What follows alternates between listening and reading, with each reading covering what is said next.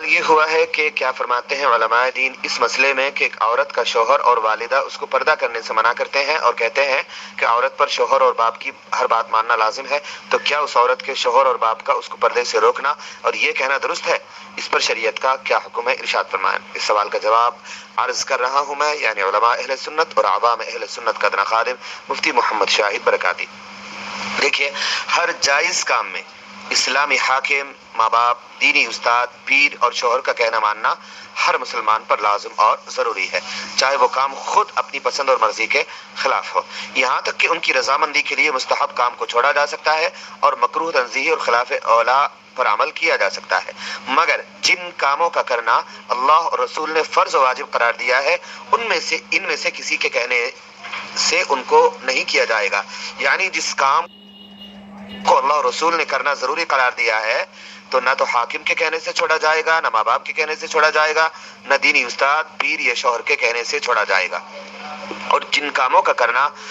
اللہ اور اس کے رسول نے حرام و ناجائز قرار دیا ہے ان میں سے کسی کے کہنے سے کیا نہیں جائے گا، یعنی جس کام کو اللہ اور رسول نے حرام اور ناجائز ٹھہرا دیا نہ تو اسلامی حاکم کے کہنے سے اس کو کیا جائے گا، نہ ماں باپ کے کہنے سے، نہ دینی استاد کے، نہ پیر کے، اور نہ شوہر کے کہنے سے اس کام کو کیا جائے گا، بلکہ کہنے اور کرنے والا دونوں گناہ گار ہوں گے۔ بلکہ جو شخص اپنے گھر والوں میں بے حیائی اور شریعت کے خلاف کام دیکھے اور منع نہ کرے اس کو حدیث شریف میں دیوس یعنی گناہ کا مددگار، گناہ کا دلال فرمایا ہے، اور ایسے شخص پر لعنت فرمائی اور شب قدر وغیرہ میں بھی رحمت و مغفرت سے محروم فرمایا ہے۔ جب خاموش رہنے اور منع نہ کرنے والے کا یہ حال ہے تو اللہ اور رسول کی مرضی اور حکم کے خلاف حکم دینے والے کا کیا حال ہوگا؟ اللہ کی نافرمانی میں کسی کی بات نہیں مانی جائے گی۔ اس حکم کی بنیاد حضور اکرم صلی اللہ علیہ وسلم کا ارشاد ہے کہ فرمایا لا طاعت فی المعصیۃ انما الطاعت فی المعروف، یعنی ناجائز کام میں کسی کی بات نہیں مانی جائے گی، بات تو صرف جائز کاموں میں مانی جائے گی،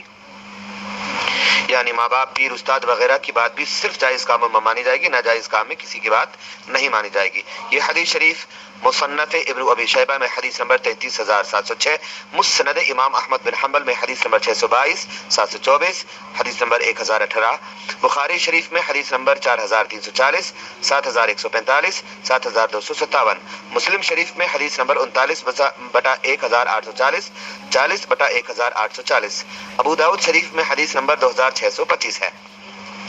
حاکم، استاد، پیر، ماں باپ اور شوہر وغیرہ جن کا کہنا ماننے کا اللہ اور رسول نے حکم فرمایا ہے یا جن کے ساتھ نیک سلوک کرنا ضروری ہے ان سب کے لیے یہ قید ضروری ہے کہ کسی جائز اور نیک کام کو کہیں، یعنی اگر کسی ناجائز اور حرام کام کو کہیں یا کسی دینی ضروری بات سے روکیں تو حکم یہی ہے کہ خالق کی نافرمانی کے کاموں میں کسی مخلوق کی بات نہیں مانی جائے گی۔ سیدنا حضرت عبداللہ بن عمر رضی اللہ تعالیٰ عنہ کی حدیث ہے کہ نبی اکرم صلی اللہ علیہ وسلم نے فرمایا علی المرء المسلم السمع والطاعة فيما احب وكره الا ان يؤمر بمعصية فان امر بمعصية فلا سمع ولا طاعة، یعنی مسلمان پر اسلامی حاکم، استاد، پیر، ماں باپ اور شوہر وغیرہ کی بات سننا اور ماننا لازم اور ضروری ہے، چاہے خود اس کو پسند ہو یا نہ ہو، جب تک کہ کسی ناجائز بات کا حکم نہ دیں، اور اگر کسی ناجائز اور گناہ کے کام کا حکم دیں تو حاکم، استاد، پیر، ماں باپ اور شوہر کی بات بھی نہیں سنی جائے گی، نہ مانی جائے گی۔ یہ حدیث شریف مصنف ابن ابی شیبہ میں حدیث نمبر 33707، مسند امام احمد بن حنبل میں حدیث نمبر 4668، بخاری شریف میں حدیث نمبر 2955،